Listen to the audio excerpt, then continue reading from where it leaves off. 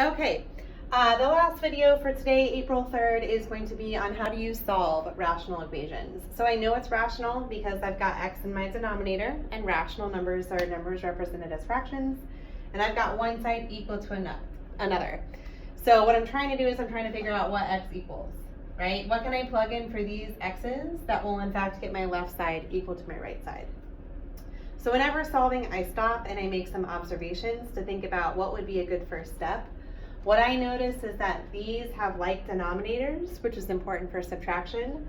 So I could rewrite 3 over x minus 2 over x as just 1 over x, because 3 minus 2 is 1. And then I didn't do anything on the other side. So already I've got less to work with.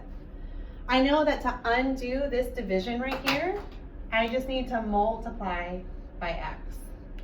But if I multiply one side by x, I have to multiply the other side by x to keep them balanced.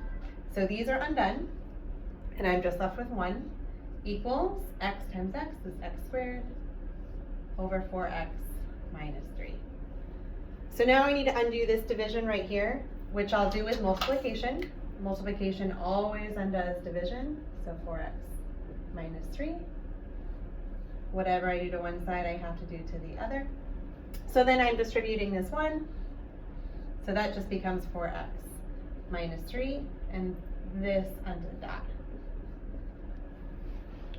So what I notice is that I've got an x squared. That's my clue that it's going to be quadratic, and when I'm dealing with quadratic, I want to get it equal to 0.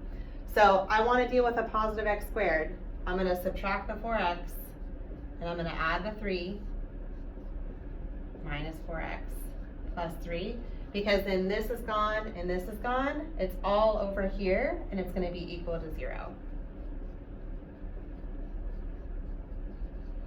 I have 3 ways that I could solve quadratic equations. I could factor,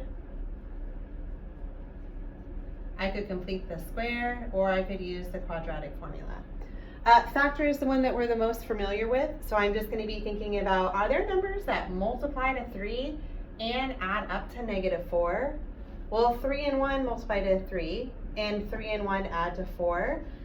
So I want to try the numbers 3 and 1. But if they're multiplying to a positive and adding up to a negative, it means they both need to be negative. So my factored form is going to be x minus 3 and x minus 1.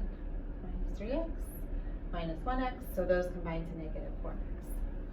So 0 equals x minus 3 times x minus 1.